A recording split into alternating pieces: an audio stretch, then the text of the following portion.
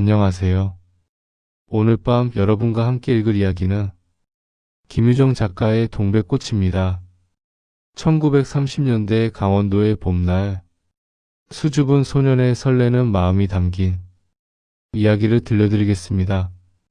편안하게 누워서 또는 마음 편한 자세로 천천히 이야기 속으로 들어가 보시죠. 김유정, 1908년 강원도 춘천에서 태어난 우리나라의 대표적인 단편소설 작가입니다. 그는 짧은 생을 살았습니다. 29의 나이로 세상을 떠났죠. 하지만 그가 남긴 작품들은 100년이 지난 지금까지도 많은 사람들의 마음속에 살아 숨쉽니다. 동백꽃, 봄봄, 소나기. 그의 작품들은 대부분 강원도를 배경으로 합니다.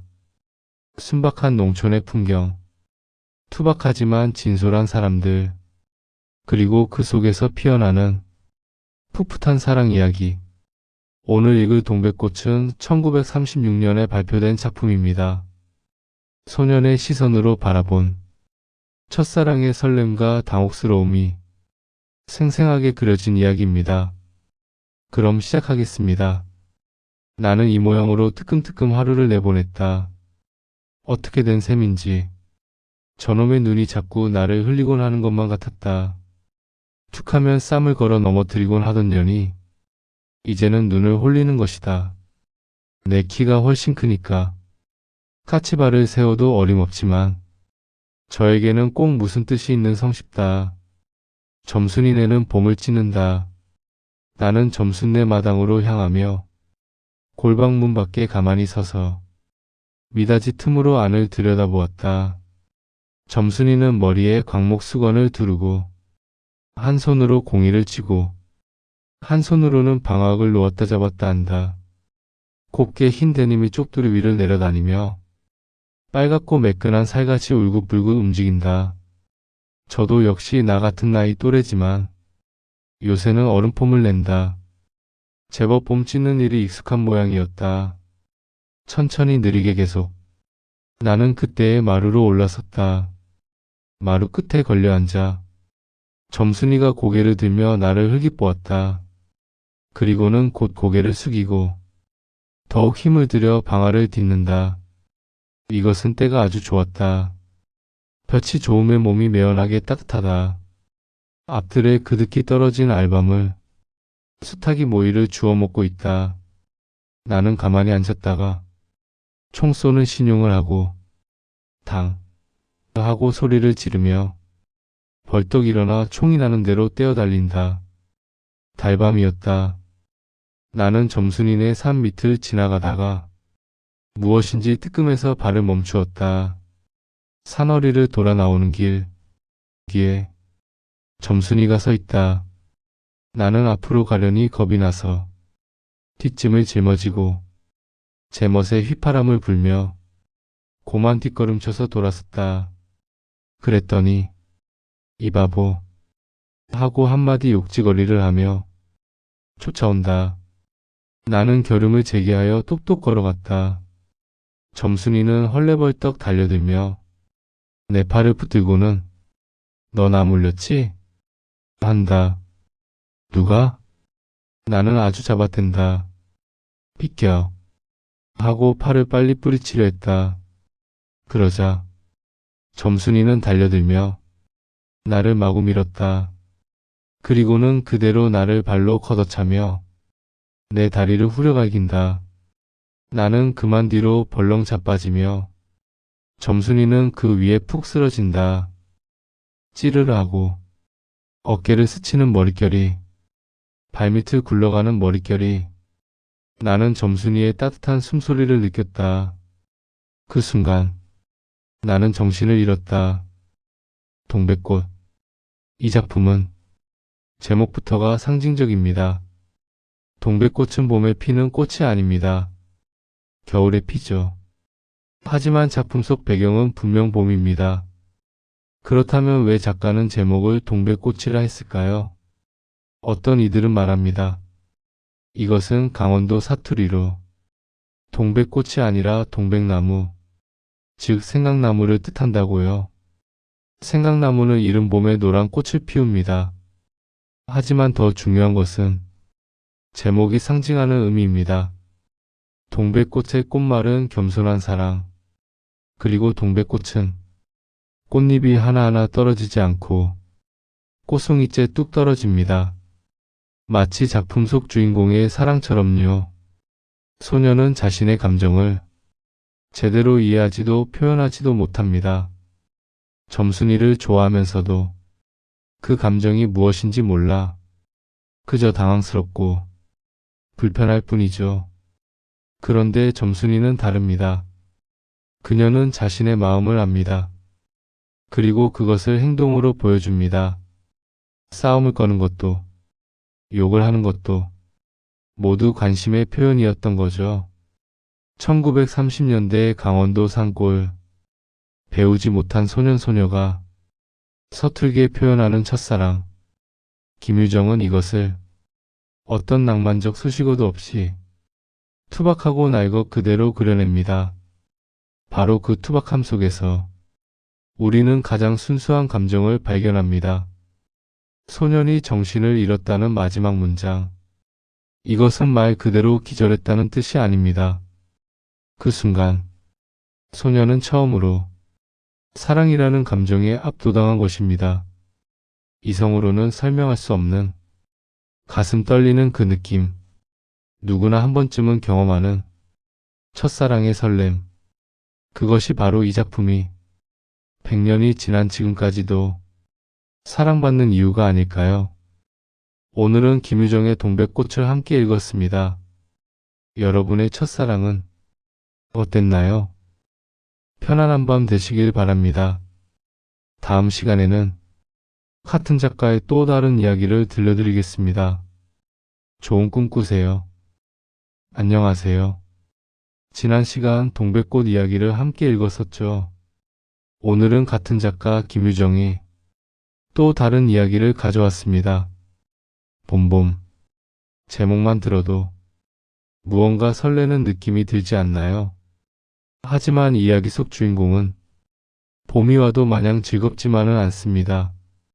편안하게 자리를 잡으시고 천천히 이야기 속으로 들어가 보시죠. 봄봄. 1935년에 발표된 김유정의 대표작입니다. 동백꽃이 첫사랑의 설렘을 그렸다면 봄봄은 조금 더 현실적인 이야기를 담고 있습니다. 7회. 주인공 나는 장인 될 사람 댁에서 7회 동안 머슴살이를 합니다. 점순이와 결혼하기로 약속했기 때문이죠. 하지만 장인은 계속해서 결혼을 미룹니다. 공짜 노동력을 놓치고 싶지 않은 거죠. 그렇게 흘러간 세월이 7년. 이제 21살이 된 주인공은 더 이상 참을 수가 없습니다. 봄봄이라는 제목은 개 이름이기도 하고 주인공의 부글부글 끓어오르는 감정을 상징하기도 합니다. 그럼 시작하겠습니다. 봄봄. 김유정. 나는 점순이네 집에 7년째 머슴으로 살고 있다. 21살 먹도록 아직 장가도 못 갔다. 점순이는 나보다 1살 아래다. 그러니까 20살인 셈이다. 7해 전 장인 되는 사람이 나를 데려다 놓고는 나 좀 기다리면 봄순이하고 장가 보낼게. 이렇게 말했다. 그 말만 믿고 나는 7해 동안 여기서 일만 했다. 그런데 7회가 지나도록 잠깐은 안 보내준다. 나는 속이 터진다. 장인 되는 사람은 영감쟁이다. 영감쟁이는 나만 보면 슬금슬금 딴 데로 가버린다. 장모 되는 사람은 할멈인데 할멈은 더 야속하다. 에그 이놈아. 아직도 철이 안 들어서 하면서 나를 어린애 취급한다. 그러면 나는 더욱 화가 나서 아무 말도 못한다. 점순이도 나를 보면 얼굴을 붉히고는 휙 돌아서 버린다. 그럴 때마다 나는 가슴이 철렁 내려앉는다. 어느 날이었다. 나는 마당에서 새죽을 끓이고 있었다. 봄봄이가 꼬리를 살랑살랑 흔들며 다가왔다. 봄봄이는 영감쟁이가 키우는 개다. 나는 봄봄이 머리를 쓰다듬으며 혼자 중얼거렸다. 봄봄아, 너는 좋겠다. 개새끼는 낳기만 하면 되니까. 그때였다. 점순이가 부엌에서 나오더니 나를 흘깃보고는 휙 돌아서 버렸다. 나는 그만 얼굴이 화끈 달아올랐다. 장인되는 영감쟁이는 여전히 나를 부려먹기만 했다. 야 이놈아, 밭에 가서 김을 매. 물 길어와. 새죽 끓여. 하루 종일 쉴 틈이 없었다. 그러면서도 장가 이야기는 꺼내지도 않는다. 나는 점점 화가 치밀어 올랐다. 어느 날 저녁 나는 드디어 결심했다. 이제 더는 못 참겠다. 내일 당장 여길 나가고 말겠어. 다음 날 아침 나는 영감쟁이 앞에 섰다. 영감, 나 이제 못 있겠습니다. 영감쟁이는 담배만 빨빨 빨았다. 왜? 무슨 일인데? 7년이나 됐는데도 아직도 장가를 안 보내주시잖아요. 그러자 영감쟁이는 눈을 크게 떴다. 뭐? 장가? 아직 순이가 어린데 무슨 장가야? 나는 기가 막혔다. 어리긴 뭐가 어려요. 이미 20이 넘었는데. 에그 이놈아. 아직 철이 안 들었어. 너도 마찬가지고. 나는 더 이상 말을 잇지 못했다. 그날 밤 나는 봄봄이를 안고 훌쩍훌쩍 울었다. 봄봄아, 나는 언제쯤 장가를 갈 수 있을까? 봄봄이는 그저 내 얼굴을 하늘 뿐이었다. 봄봄, 이 작품은 우프다는 표현이 딱 맞습니다. 읽다 보면 웃음이 나오지만 동시에 주인공이 너무 안쓰럽습니다. 7회 21살 청년이 장가 한번 가보겠다고 7회를 머슴으로 산 겁니다. 하지만 장인 될 사람은 계속해서 핑계를 댑니다. 아직 어리다. 철이 안 들었다. 공짜 노동력을 놓치고 싶지 않은 영감의 속셈이 뻔히 보이죠. 이 작품이 발표된 1930년대 농촌에서는 이런 일이 실제로 흔했습니다. 가난한 집안의 젊은이가 장가를 가기 위해 신부집에서 몇 년씩 일을 하는 이른바 머슴 사위 풍습이었죠. 하지만 김유정은 이런 무거운 사회 문제를 결코 무겁게 그리지 않습니다. 주인공의 답답함, 영감쟁이의 교활함, 점순이의 수줍음, 이 모든 것을 유머러스하면서도 따뜻하게 담아냅니다. 특히 봄봄이라는 개의 존재가 이 작품에 묘한 여운을 더합니다. 주인공은 개에게조차 질투를 느낍니다. 개 새끼는 낳기만 하면 되니까. 이 한마디에 주인공의 절박함이 고스란히 담겨 있죠.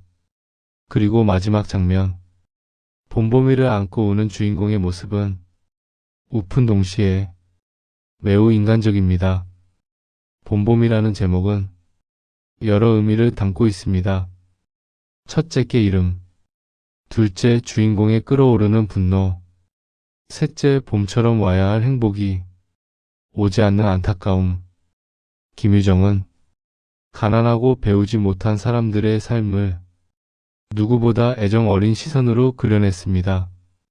그들을 불쌍하게 보지도 않고 미워하지도 않았죠. 그저 있는 그대로의 모습을 따뜻하게 담아냈을 뿐입니다. 그래서 그의 작품은 100년이 지난 지금도 여전히 우리 곁에 살아 숨쉬는 것이 아닐까요? 오늘은 김유정의 봄봄을 함께 읽었습니다. 여러분은 무언가를 기다린 적이 있나요? 그 기다림의 끝은 어땠나요? 편안한 밤 되시길 바랍니다. 다음 시간에는 김유정님의 또 다른 작품으로 찾아뵙겠습니다. 좋은 꿈 꾸세요. 안녕하세요. 김유정 작가의 이야기 세 번째 시간입니다. 동백꽃에서는 첫사랑의 설렘을, 봄봄에서는 기다림의 답답함을 이야기했죠. 오늘은 조금 다른 이야기를 가져왔습니다. 만무방, 만무를 파는 가게, 만무방을 운영하는 한 여인의 이야기입니다. 가난하지만 씩씩하게 살아가는 한 여인의 일상 속으로 함께 들어가 보시죠. 만무방, 1935년에 발표된 작품입니다. 만무방이란 만무를 판다는 뜻의 가게입니다. 작은 시골 마을의 구멍가게 같은 곳이죠. 이 작품의 주인공은 다른 작품들과 조금 다릅니다. 소년소녀가 아닌 한 여인이 주인공입니다. 남편은 일찍 세상을 떠났고 어린 아들 하나를 키우며 홀로 가게를 꾸려갑니다. 가난하지만 굴하지 않는 삶, 힘들지만 웃음을 잃지 않는 사람. 김유정은 이 작품을 통해 서민들의 강인한 생명력을 따뜻하게 그려냅니다. 그럼 시작하겠습니다. 만무방, 김유정. 만무방 주인 여편네는 벌써 40이 넘었다. 하지만 아직도 팔팔하다.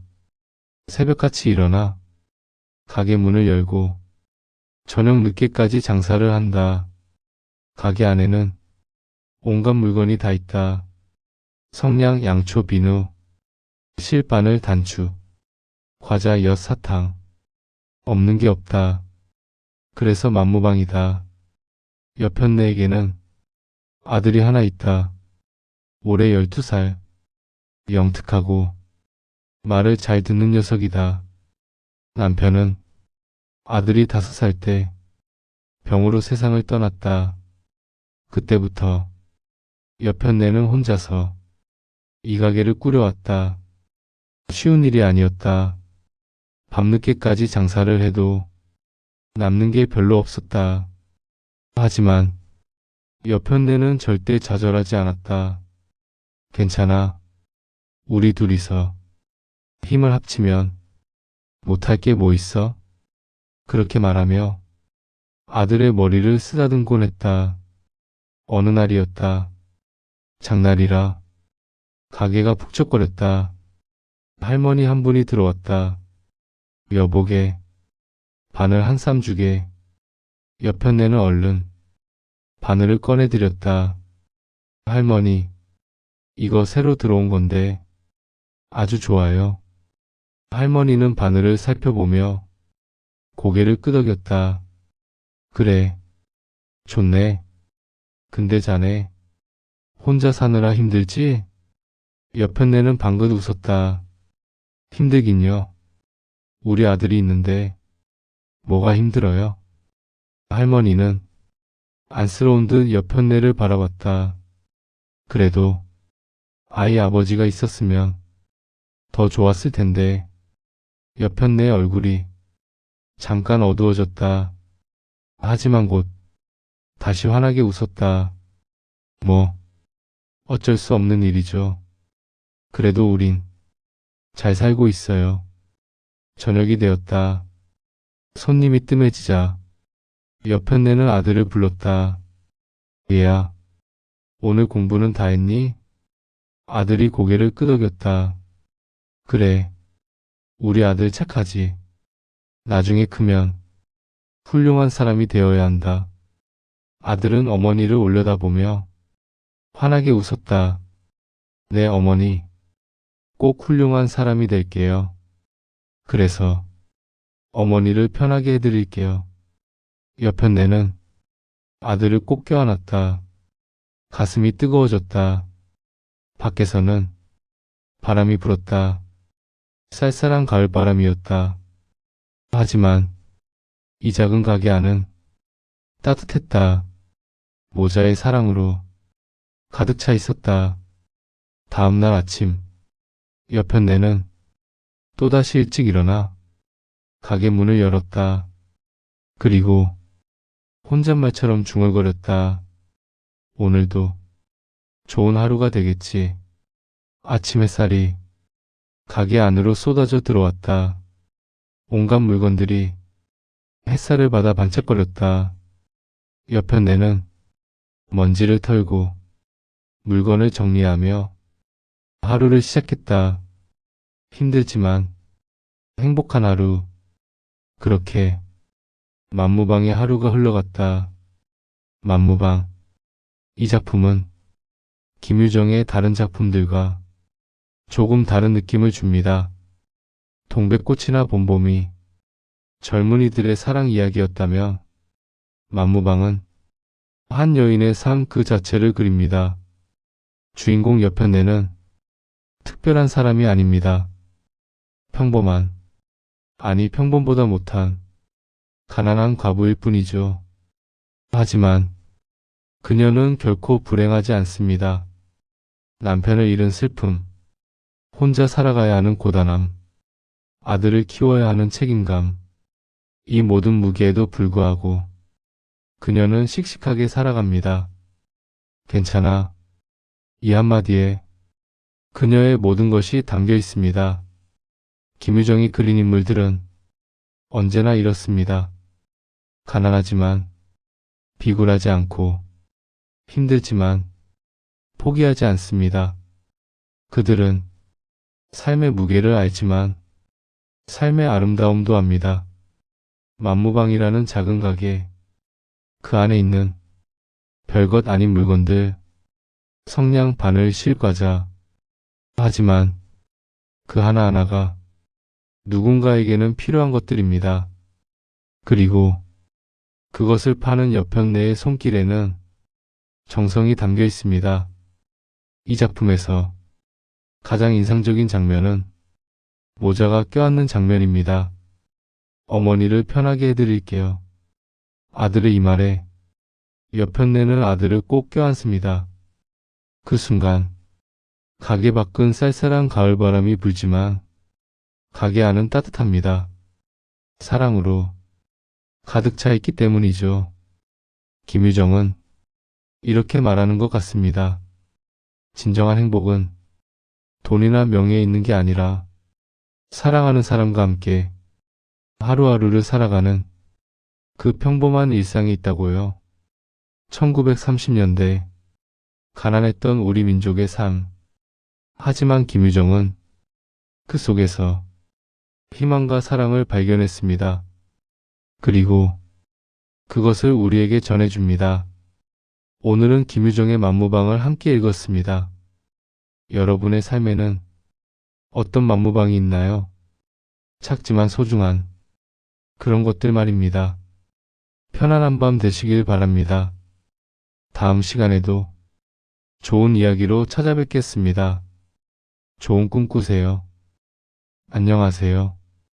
김유정 작가와 함께하는 시간, 네 번째 이야기입니다.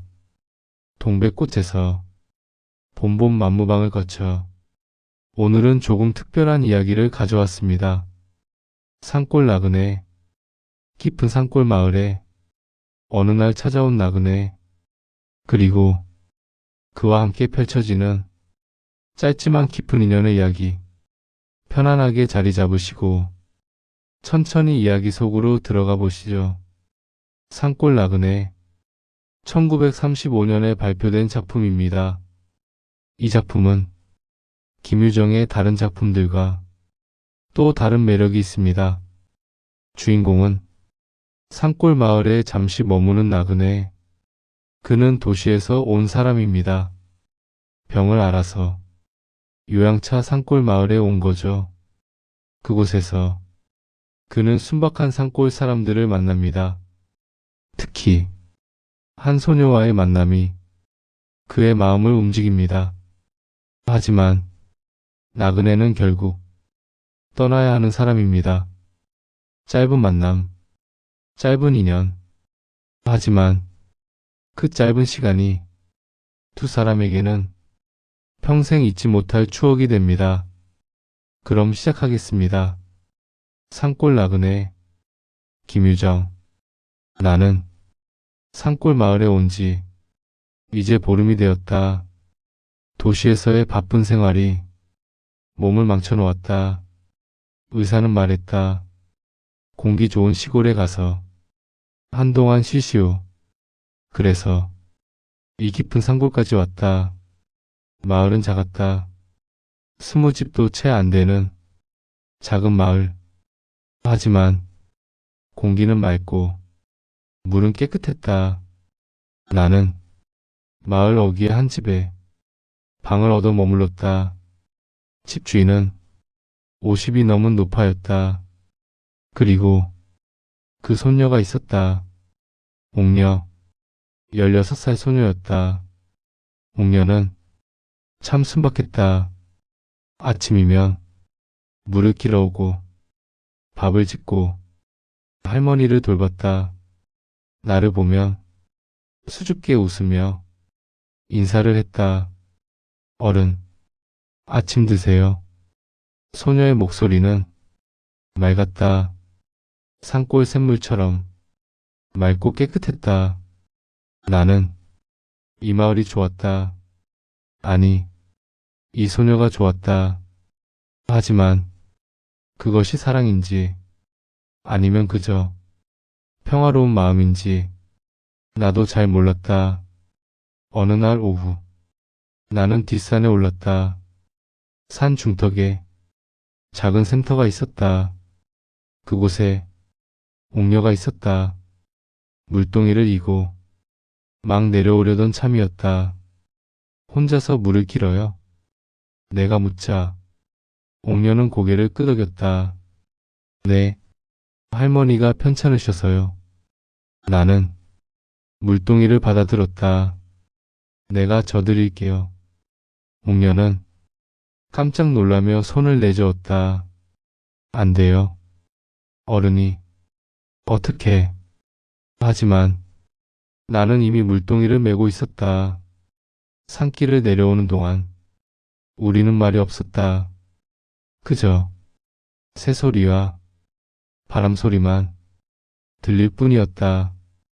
며칠이 지났다. 나는 매일 산에 올랐다. 그리고 샘터에서 옥녀를 기다렸다. 옥녀는 처음엔 낯설어 했지만 점점 편해졌다. 우리는 이런저런 이야기를 나눴다. 서울은 어때요? 옥녀가 물었다. 복잡해요. 사람도 많고 시끄럽고. 그럼 여기가 더 좋으세요? 나는 잠시 생각했다. 네, 여기가 훨씬 좋아요. 옥녀는 환하게 웃었다. 그 웃음을 보며 나는 생각했다. 아, 이곳에서 평생 살 수 있다면. 하지만 시간은 흘렀다. 한 달이 지나고 2달이 지났다. 나는 이제 건강을 되찾았다. 돌아가야 할 때가 다가왔다. 떠나기 전날 밤 나는 옥녀에게 말했다. 내일 서울로 돌아갑니다. 옥녀는 아무 말이 없었다. 그저 고개를 숙이고 있을 뿐이었다. 미안해요.